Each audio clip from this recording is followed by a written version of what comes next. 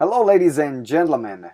Welcome to another episode of Explode Your Expert Biz Show. I'm here with the one and only Joy Atlas. How you doing, Joy? Excellent. Thank you, Simone. Oh, fantastic, fantastic. Where are you based? I forgot to ask you, Joy.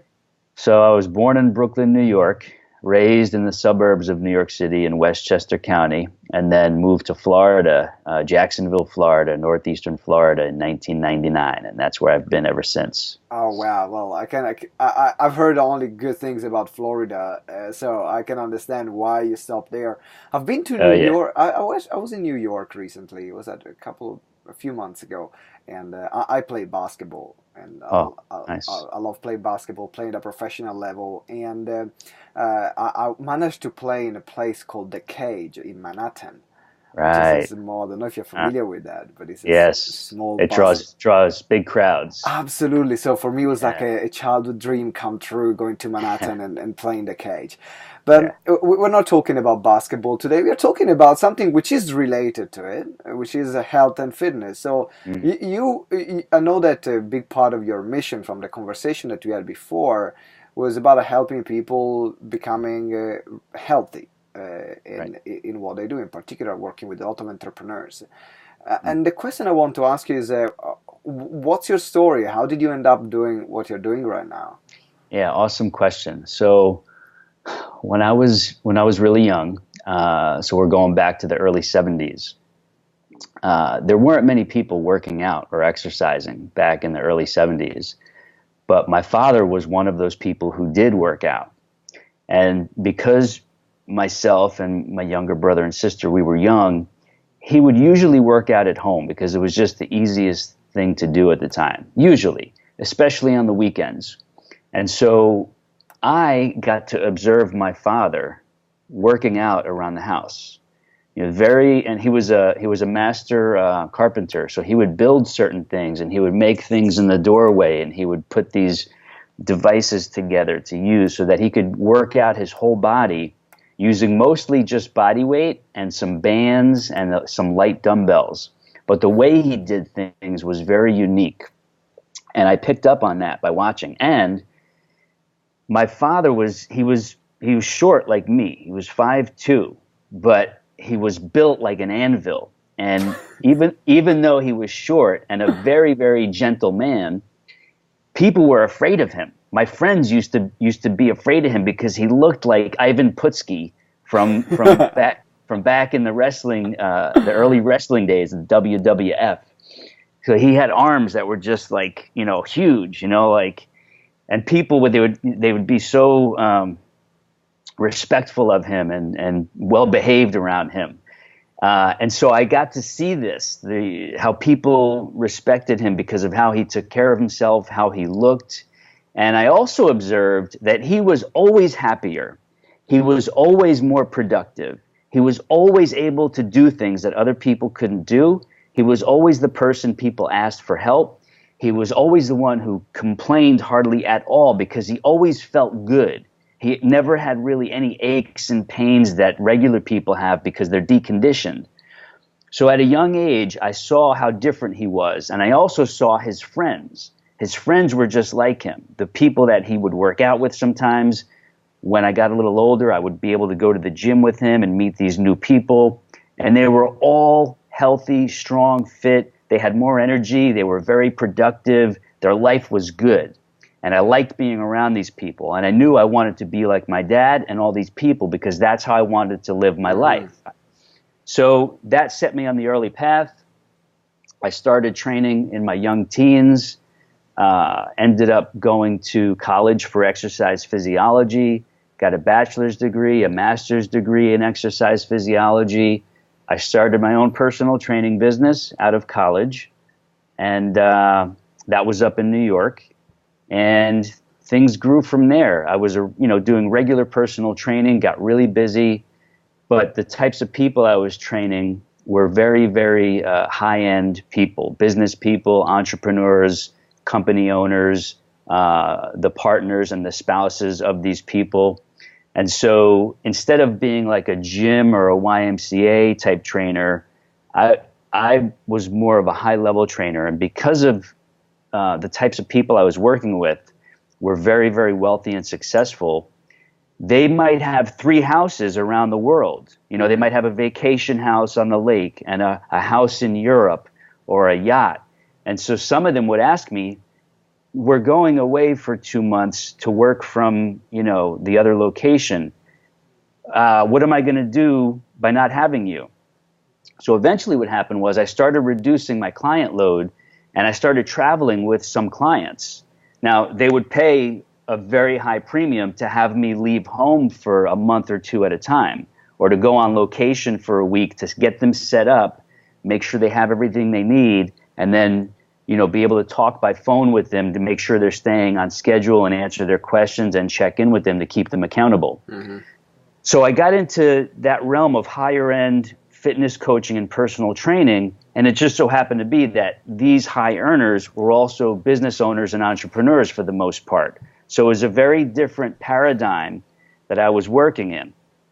And I really enjoyed that because we got rid of so many obstacles. They would tell me, you know, hey, we're buying a new vacation house. Can you design the gym room and then make sure we have all the right stuff so that when you train us, you have everything in there you need for us, right? So that developed for a while. And then, of course, into adulthood, started having kids, and I couldn't do that as much anymore. And at the same time, when it was time to start backing off of all the travel, it was time to move to Florida. And so I moved to Florida and then opened my own location, my own studio where clients would come to. I still did some high-end road trips for certain clients, but it wasn't as frequent because my kids were younger and I wanted to be around to help raise them. So the studio got busier, and the problem was everybody wanted me, and I was burning out. I was working from 5:30 a.m. to 9 p.m. every day, and it was a trainer's blessing, but it was my curse. I had all the clients I could ever want, but I was trading hours for dollars. And I really couldn't leave much to do the on-location training because my kids were in school. I wanted to be around for them a lot, to experience everything and help raise them. So eventually I decided, okay, I need to change this. I need to help people around the world, but I need to do it differently. So this was maybe 2005 or 2006. I started recording my own DVDs in the studio. I had a high school kid. I hired a high school kid to work the camera. So you started doing a kind of info product. Exactly. You were kind of like a Sean T. doing. Oh, that's so cool. That's so cool. Yes. And so my methods of training, they were always very different from the mainstream. And that's why I had a lot of clients, and that's why I had a lot of people willing to pay. How were they different? So most people take like a high intensity, a hardcore, push kind of approach, right? More is better, heavier is better, high intensity is better, push harder to get more results. Well, for me, I was seeing that a lot of people, they were either getting hurt or they would quit after a few weeks or a few months. There's only it's not sustainable. It's not sustainable. Only a small percentage of fitness fanatics and professionals can stick to that method because they have something up here that makes them want to do it. And that's fine. I have nothing against that. But that's not my kind of life. And the majority of people who need real help, that's not their kind of life. Yeah. So I started taking the gentler approach, the more body weight and accessory focused approach that I used to see my dad doing at the house. I just started developing it more and more because now I had the exercise physiology background. So that's why I had a lot of clients, because my approach was gentle.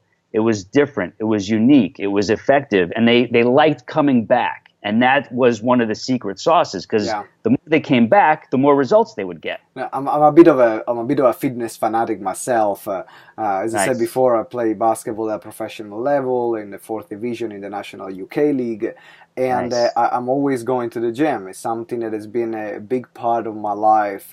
Well, I've always did some kind of sport since I was like 9 or 10 years old. But still started going to the gym from the 21, 22-year-old. Yeah. And I found that personally. I remember having the workout where today you just have to work out your shoulders, and then it's just like 15 freaking shoulders exercise, Right, and then right. for the next 3 days I couldn't move my shoulders, and then Exactly. so right now even when I'm going to the gym, I'm always exercise all my body. So I'm doing okay. I'm doing some legs. I'm going some shoulders. I'm Right, going some chest. I'm going some biceps. Nothing extreme, but right. it keeps me fit, and in particular, it keeps me. I found that it keeps me perform when I'm playing basketball, where I don't find that Yes. maybe I had a leg day and now I cannot run for two Your days legs because can't move my legs can't move anymore. because they have to So recuperate. absolutely, Yeah, yeah, good points you bring up, which we'll touch on. So that's part of why I started creating my different methods for real people, for yeah, people of yeah, the yeah. world, not for fanatics. And so the more I created the info products with my unique methods, the more people were loving them. And I was building my own websites, I was teaching myself internet marketing, and more sales started to develop around the world. And the people who bought my first programs, they started asking, what else do you have? What other programs do you have? I want more of your stuff because I love your approach. Hmm. So I started making more, made more websites. Eventually, my info product sales passed what I was doing in the studio in person. Hmm. So I was able to shut the studio down and focus everything online. But I still had a few clients who, one, were very wealthy, and two, they would pay anything to keep me as their coach and trainer. So they Hmm. said, you name the price, I can't have you stop working with me. I need you. You name the price, you come to my house, I'll pay anything. So I still had like 3 or 4 clients who were really willing to pay anything, and they did. And that actually helped the transition to go even deeper online Yeah. by having. So that was, I made the full transition in about 2009 or 10 or 11. And so most of what I've been doing has been a combination of online info product sales and marketing development, and very select high end consulting and coaching for high level entrepreneurs who, A, realize they need to make themselves healthy, Hmm. or their business is going to fail, or they're not going to be around to enjoy the profits. And two, they now have the financial means to hire a true expert who can help them on a good, healthy path to fitness that's sustainable for life. So that's a mixture of what I'm doing now and where we're at now. That's pretty cool. So you've already mentioned we've already mentioned about the importance of through the story of what you were saying with your dad, that if he was more productive, he was happier. So and I think that probably we all know by now that exercise is not just having a good looking body, has a Right. much deeper effect in other area, in almost every other area Every aspect of your life. of our life. So we assume that people know that. So with this assumption, now I want to talk about before we move into the business part, which is about what you do right now to grow your business. Before we move into that, I'm curious about what do you find to be uh, like, because there are so many misconceptions right now in the health and fitness industry.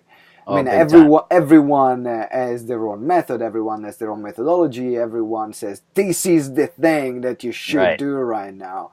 And I personally don't believe in this like this is the path. This is the Bible. Right. I think that there are some principle that works. So, what is Yes. something that you have found for yourself and for your clients, which is the one that works the most, that gives the best results? Yeah, so great question. And I've done everything. Like I used to be hardcore. I used to lift heavy weights. I used to compete. I've done it all, and I've also been really out of shape and unhealthy. There were a couple times in my life that I went through some really bad times, depressing times, challenging times. 2 divorces. Was technically homeless for over a year and 3 months, living in my personal training studio. And I got really out of shape, let myself go. My whole body was hurting. My medical profile was getting really bad, and that scared me when I really saw the numbers on the inside. But what I found was over time and going through those experiences that as regular people, if you can simplify something and simplify it in a way that not only makes it enjoyable, but makes it sustainable and doable on a consistent basis, then that tends to bring results because you're not quitting at any point. You're continuing. So to simplify things, I started really making the main focus of all of my training and the training that I was doing with clients, whether they were local or high-end long distance, was body weight training. And so with the focus, the foundational focus being body weight training. Why body weight? Why body weight? Body weight, because most of it was misunderstood. When you say body weight training, most average people think of push-ups, pull-ups, some dips, and maybe some lunges, right? And then they stop there. Yeah. You can put a squat in there, but then that's it. Right. So, to the average person, even the average fitness professional, they think, well, to have the right program, you need all the equipment so you can do all these different exercises, and you can add more weight, and you can add chains and this and that. The truth is, that's not simplification. That's complication. Yeah. Right? And when you complicate things like that, the average person gets disconnected. And at some point, they disconnect completely from the approach. So I found that focusing on first body weight training and developing all different kinds of exercises and variations that can work all the different muscles of the body, all of them, whether you're a beginner, intermediate, advanced, right? This is where the craft and the skill and the art and the science blend together to help a wide variety of people, not just advanced people who can do certain moves. So I found that having the body weight training as a foundation and then adding in good resistance bands, light dumbbells that could, when I say light, it might be 3 pounds, it might go up to 50 pounds. For me, 50 pounds is light on some certain exercises, but I don't even touch those a lot anymore. Medicine balls, and then maybe a mat. So simplification, focused on body weight, and then adding certain things in to create a synergistic effect has brought the most results to me. I'm in the best shape of my life at 48 years old. I go to the beach and guys and girls half my age see the washboard abs and like, man, you got a gray goatee, but your body's like you're 25 years old. How do you do it, right? And so it's really not complicated. And so for clients, for people I'm teaching and coaching, and for the people that my team at the studio is coaching, because I have another studio now where I have a team coaching, it's simplification. When you simplify it, make it enjoyable, those people want to keep coming back because they have something that's not killing them anymore. Yeah. Well, talking about body weight, what are your top 3 body weight exercise? If you have to pick like the Hall of Famer body weight exercise that you would say, do this, you're cool. Yeah. So it's going to be a little different for a beginner than it would be for somebody advanced, right? So let's say advanced, right? Let's say, can you pick intermediate? Okay, let's pick intermediate, so we have like a middle way. Perfect. So for intermediate, one move is going to be the reverse curl pull-up or chin-up. Yeah. So you get your hands reversed, right? You got the bar above you, and if intermediate, if you can't do it by yourself, then somebody spots you from your ankles, okay? So you're pulling up, so now you're working the biceps, right? Yeah, but you're also working all of the back muscles as well in the upper body. So you're working multiple groups at the same time. So that's one. Cool. The other one is the slow step down. So you find a step that's about knee high, right?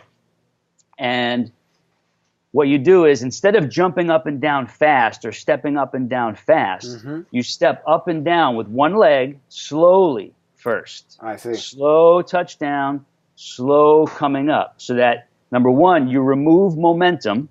And when you remove momentum, the muscle fibers have to do more of the work. Because I can feel the burn already. I can feel the burn just thinking about it. Exactly. So, and the other move, we have probably a dozen plank variations for the abs and core. So intermediate, I would say, instead of a static plank, go to a plank for repetitions. So you're basically in the totally relaxed position with your belly on the floor, ready to do a plank. you slowly go into that plank position. You contract the abs and you hold it for 2 seconds. Then you come down very slowly to the starting position where your belly touches the mat again, and then you go up again. So planks, slow controlled planks for repetitions is an awesome ab and core and plank exercise that works everything in the core, but it's a variation that's not, people don't normally think about. You think of getting in a plank. No, exactly. I'm generally, I do my plank and I stay my 2 minutes on my plank. Right. I think I got my plank. It was when I used to go to the gym. I had a period where I was fanatic, and in that one, I think I held my plank for about 6 minutes, and that was the longest I've ever done. Now in about like 2.5 minutes, I'm feeling it. I'm like, you know, when you do the ugly faces, because I'm aware I don't want to hurt my back for yes. that. Yes. So try actually, the repetitions. Well, I'm going to the gym this evening, so I'm definitely going to do, because those exercises. I'm always doing at home the reverse pull-ups, so that one is ticked, but the other two I don't do them, so I'm definitely going to do them. So Perfect. now let's move to nutrition, because in terms of the we need to simplify the exercises, but then we need to simplify also our nutrition, right? Because they work together. You cannot exercise like crazy and then you go to McDonald's every day. I don't know if that's gonna work very well. And so, in terms of nutrition, what are 3 types of food that are never missing from your cupboards? Yeah, awesome question. We could talk about this for days. Yeah, I can imagine. That's why I said 3. Yeah. So, but also the psychology of nutrition, like the psychology of society. People don't even realize how brainwashed they are, and how much influence comes into the brain from their surroundings and the messaging. So that's a real knowing what your choices should be is one thing. But then having the mental capability of making those choices daily is another thing. So, but I'll give you those 3 examples that are in my kitchen. One of them is, I got a lot of them.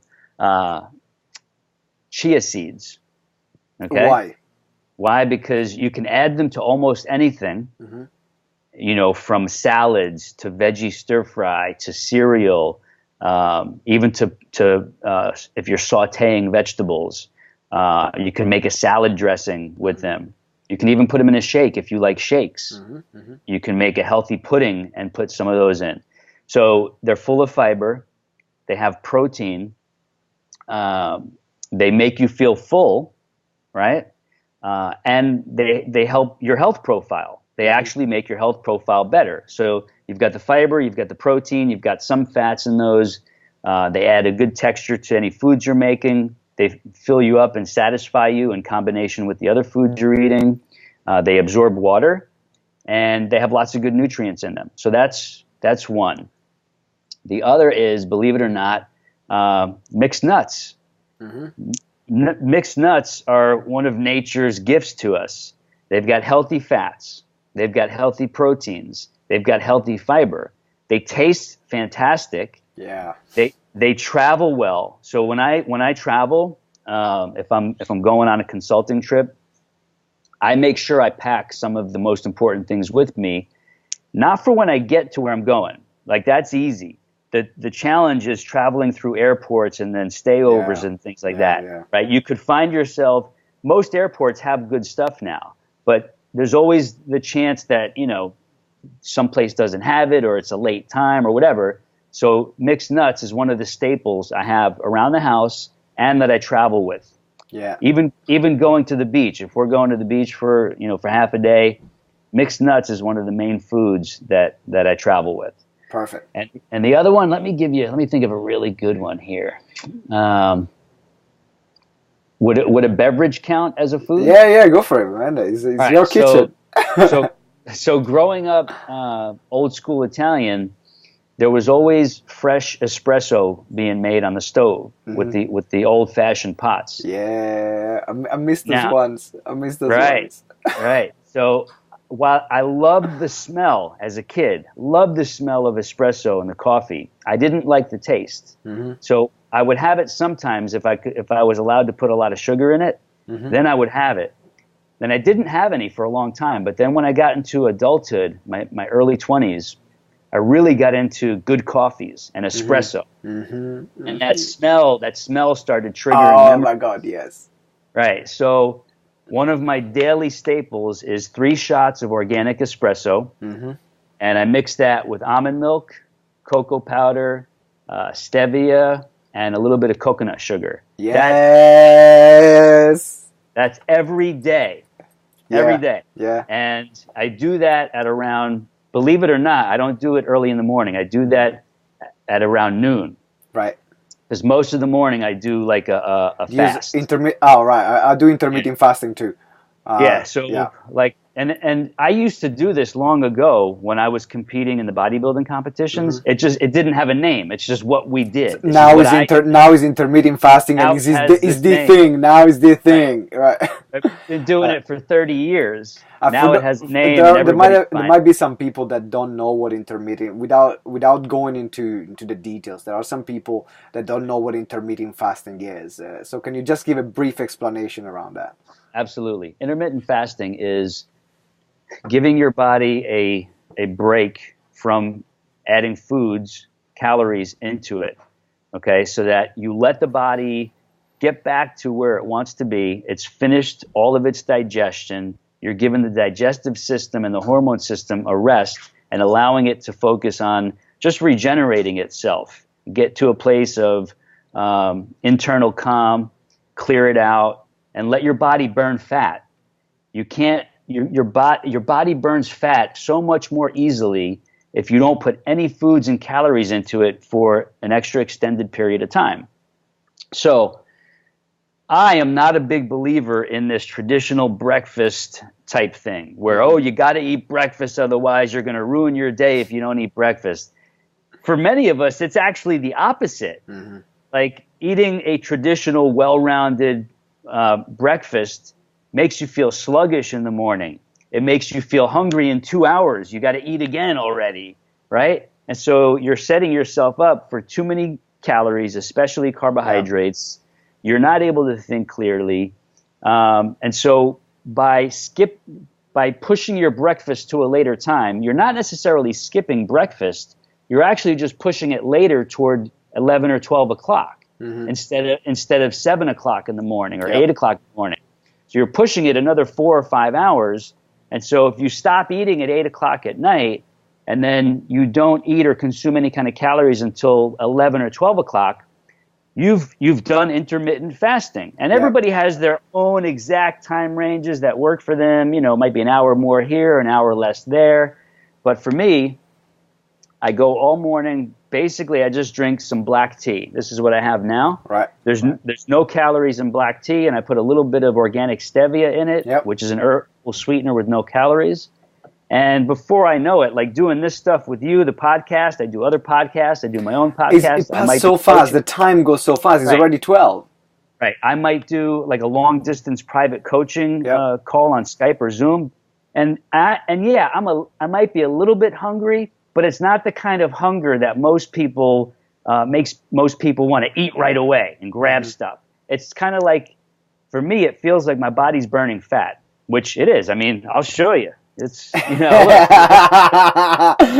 Yeah, check this out, guys. If you're listening to the podcast right now, go on YouTube, check the video, because now he's showing off. So he's showing his abs. It's an 8-pack. And I'm not young. I'm 48. Yeah, man. And I used to struggle to be in this kind of shape when I wasn't competing.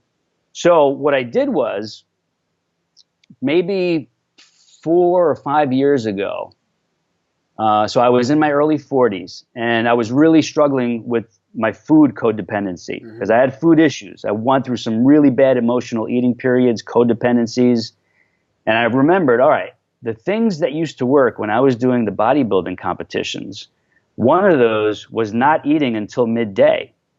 And so these days, like you and I just said, they call it intermittent fasting, and some people swear by it, which is great. It should work for most people. Yeah. but you have to ease into it if you haven't been doing it. So me now, that's just the way I live. Like I don't even consider it intermittent fasting.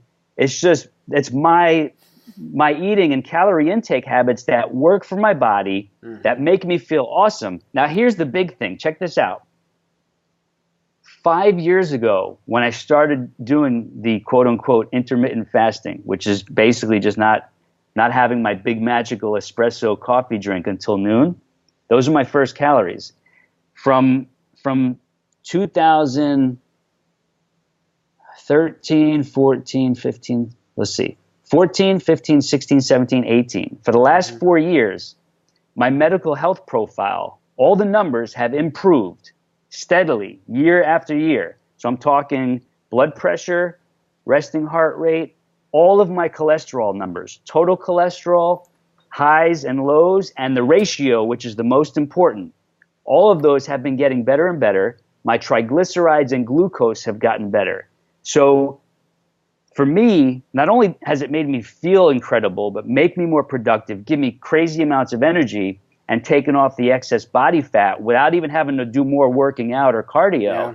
It's made my internal health even better. And there are probably things that we can't even see in all the blood tests and the numbers. On a cellular level and on a level. And I trust that fully. Knowing what we learned in exercise physiology, how the body processes everything we put into it, I know on a cellular level that I'm better off this way than any other way. And so it just makes all the sense in the world to do it. I can relate with what you were saying because I went through a lot of eating issues myself when I was in my 20s. I mean, I'm still in my 20s. I'm still 29 for a few months, but I'm when I was 22 to 27, and I went through anorexia, then bulimia, then massive overeating. So actually, my solution was going to Overeaters Anonymous, which is the Overeaters Anonymous version of the Alcoholic Anonymous. Right. I don't know if you have that in the US. Probably you guys do too. And that was a big help for me in that process. And and when you said now it's just a part of how I live, I mean, I'm vegan now, and I've been vegan for about like 6 years. And before I was an unhealthy vegan. Now I stabilize. I eat healthy stuff. And when people ask me why you vegan, I'm like I forgot. I mean, that's how I am. I'm vegan. What do you mean? Why am I vegan? Why do you even ask me? It's like it's not even a label to you anymore. It's just exactly that's how I live. Why don't you have breakfast? Because I don't want to. Now when people ask me why are you vegan, because I don't want to eat meat.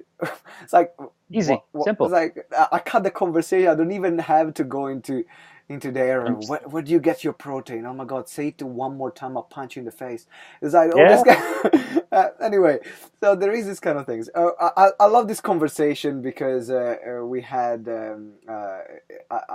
It's a topic which really fascinates me. So thank you very much for that. Yeah. My pleasure. My pleasure. Now let's transition into more business stuff. And now, what is one thing that you are doing right now in your business, or a tool that you're using, or a methodology that you found out about maybe sales marketing processes, something that right now makes the entire difference for where you are right now, not where you were before, where you are right now in your business? Yeah, that's an awesome question. Couple of different answers to this, but I'm going to give you one that's probably the most powerful. So I started doing the info products back in 2006. Okay, and internet marketing was relatively easy back then. And because I had a unique offering and the unique presence, and even when I spoke and the things I wrote about were very different than what other people were putting out there, it started to draw a lot of different people to me. So not only did they buy my programs, but they were also signing up for my free newsletters, subscribing to my videos. They were just getting attracted to me, and people were sharing my stuff. So not only did I develop a large audience of people who have purchased my programs, but I also developed a large email list, relatively speaking. And I am a communicator, and it's being a communicator and a listener to subtle details and picking up on those is what has allowed me to help people even more. So I always read emails that were coming in because it allowed me to really understand who these people are, why they like what they bought from me, or why they like reading my free stuff or using my free materials. And I also started listening to what else do they want, right? Because somebody might buy a $50 or $70 program from me and love it, but I may not know who that person is. Yeah.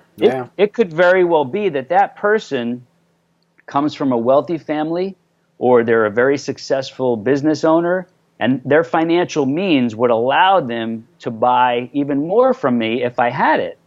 So I'll give you an example.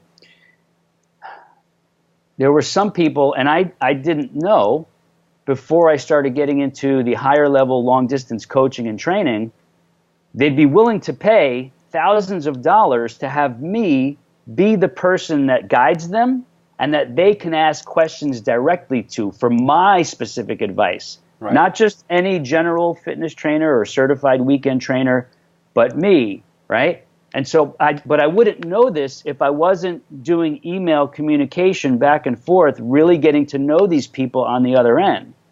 So having those email conversations really allowed me to find out what different people want from me that I'm not offering yet, right? So how do they know they can get it if I'm not offering it?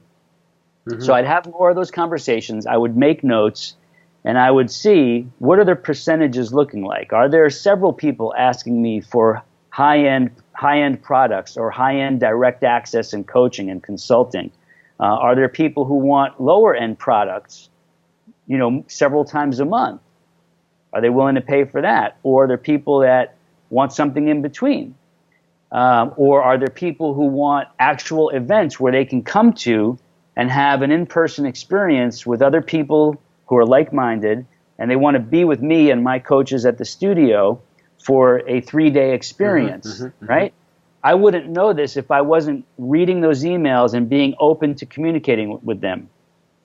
And at times, I would even say, hey, listen, I would love to talk to you by phone or by Skype so that I could see what it is I can help you more with, what your current challenges are, and hear more about the awesome progress you've been making with my program. Because a lot of these conversations would be triggered by testimonials that were sent in voluntarily.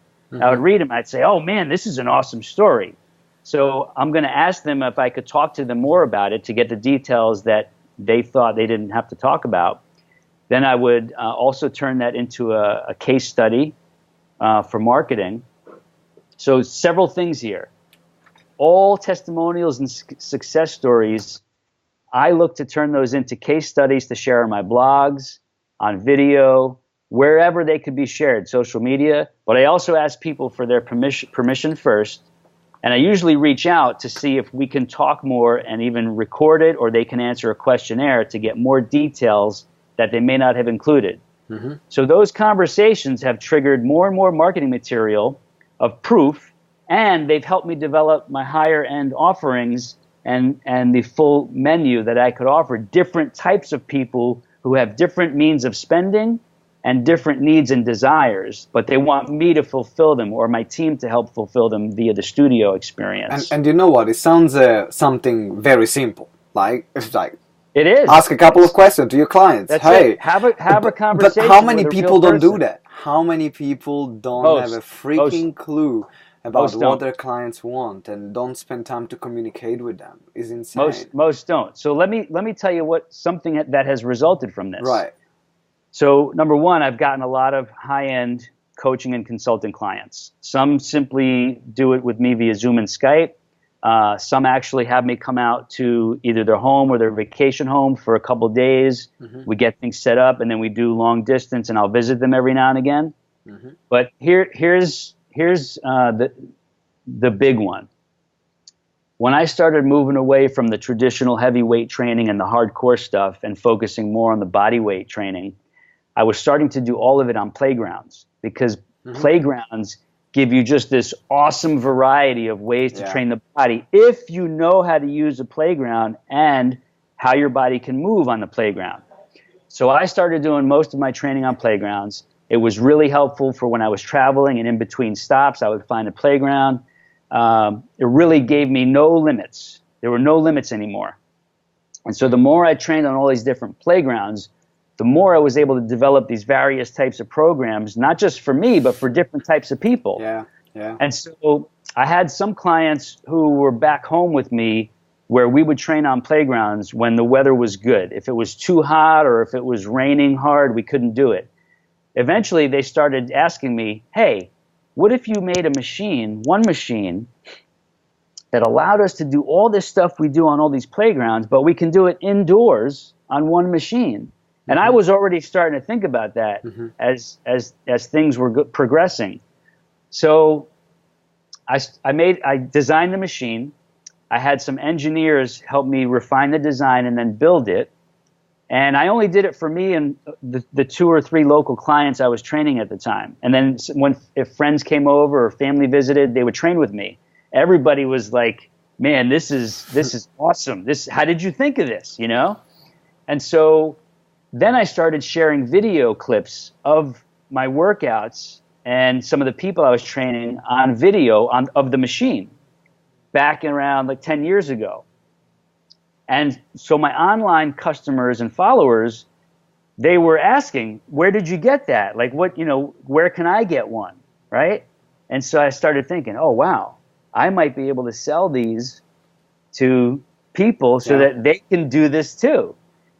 But at the time, again, I was going through some challenging periods. I wasn't in a financial position to make a lot of them and try to start selling them. But it was always an idea. So fast forward, 2012, 13, and 14, some of my programs went viral on the internet. And a lot of affiliates started selling my top programs. And basically put me in a very different position financially. I was able to do things that I wasn't able to do before that. So one of those things was to further develop the machine, to make it so that I could commercialize it and start selling it to the people who've been asking for it, and then sell it to other people as a total all-in-one solution for whole families. And so that's what I did. By listening to them and hearing what they were asking about on the materials and the videos I was sharing about the machine, I realized not only is a certain segment of my customer and prospect list want to buy these machines, but there's probably a lot of other people who would want to buy it if they could see it in action, see what it has done for me, see how I train my kids and other clients on it. There's probably a lot of other people who'd rather buy this instead of the Bowflex or a Total Gym or something else, because it's far superior and it works for everybody's fitness levels and their needs, and it lasts a lifetime. So actually, if you're on video and you want to see it, I have the one at home right here. Is that one? Yeah. See that in the background. Yeah. This is one of the most latest versions I built before we decided to go on Kickstarter and launch a bunch of. So that's the one I have here. We have a bunch of them at the studio down the road where we do classes, circuit training classes and personal training. I have a team that does that. But now this is the version we've launched on Kickstarter, and today is the last day.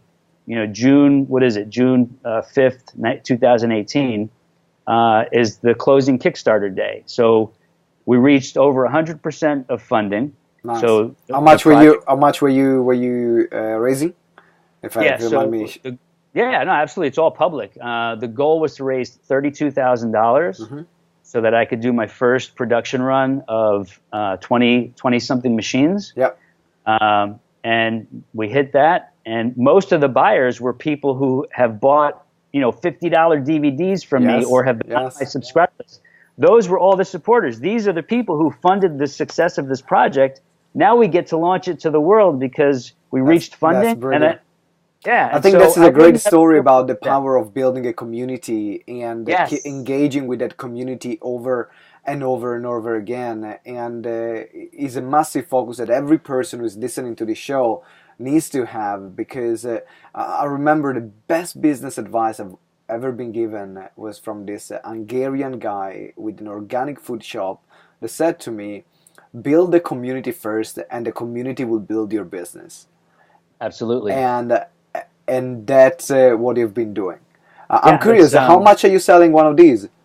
so what we're doing is we launched with the commercial grade unit that Yeah, we yeah. use in the studio and that trainers and fitness professionals can use.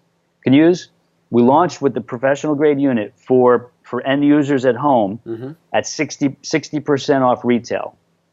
So instead of $4,998, they can get it for $1,998. That's a sweet deal. Yeah, yeah. That's It's nice. awesome. Like Yeah, it that's a is. good deal. That's a really good deal. Like my friends are like, "You're crazy! Like that's a giveaway. This thing is." Yeah. I said, "Well, it's a Kickstarter launch. Then after that, we're gonna create our regular pricing plan. We're still gonna have good deals, but it's not gonna be as low as Kickstarter, which is almost like a giveaway, because the whole family can use it. So I never would have been here launching this successfully if I wasn't listening to my customers for the last, however many years, 12 years, communicating with them and sharing my journey with them. My content has been my journey, not just sharing workout tips and fitness tips, but showing me on video just training, or showing them training. I'm training somebody else, or taking one of my kids through a training session, but also sharing all the steps that I've been taking to try and help them. So them just watching the journey, being a part of it, and also feeling like they've been a positive influence because I've been in communication with a lot of them. They've naturally been ready to support it and buy it because they see that this guy's real, his stuff works, and that's what I want to do and be. I want to be successful in health and fitness like this guy, so I'm going to buy it. Like, they've seen how much money I've spent. I've spent so much money to develop these to the point they're at now. Like, people know this guy has risked his whole life and all the success he had in the recent years. He's rolled it all. He put it all on the table to try to make this thing really big. But it's not about the money. I'm not doing any of this because I want to be, rich and go sit on the beach and smoke and drink. I'm doing this because it's my pure passion to help people with a better solution. The money's going to come because of how successful it's going to be, but that's not my main motivator. My main motivator is I want almost every house to have one of these. I want people to have access to what saved my life. That's it. Dre, it's been an absolute great interview. I mean, generally my interviews are about 30 minutes, and we've been going on for almost 50 minutes. And so that's a sign which is really good interview. And awesome. Very selfishly, I was asking a question and I was really interested. That's I think what makes also a great show, in my opinion, because absolutely the topic was spot on for me. I was like, I'm in. I was looking forward to interview you for this reason. So if people want to get, before we wrap up, if people want to get in touch with you, where is the best place where they can find you? Yeah, so great question, and thank you for sharing this. They could just go to the main website, which is www.myname, which is joeyatlas.com, joeyatlas.com. And from there, they'll find all my social media links at the bottom. If they want to connect with me on Facebook or Instagram, my YouTube channel has a lot of great videos. I've got a lot of free videos on the main website there. The blog is great. I've got a video channel blog on there. And I've got a free program they can all sign up for that'll help them for at least 2 weeks, and they can keep repeating the program. It's one video a day. They could follow at home, at the office, or while traveling. And it's some of my best stuff. It really is. At minimum, it'll get people started. Doesn't matter if you're male or female. These are all co-ed. And even if you're a beginner, you'll still be able to do some of the moves in the video. So I look forward to hearing from anybody who wants to reach out and connect.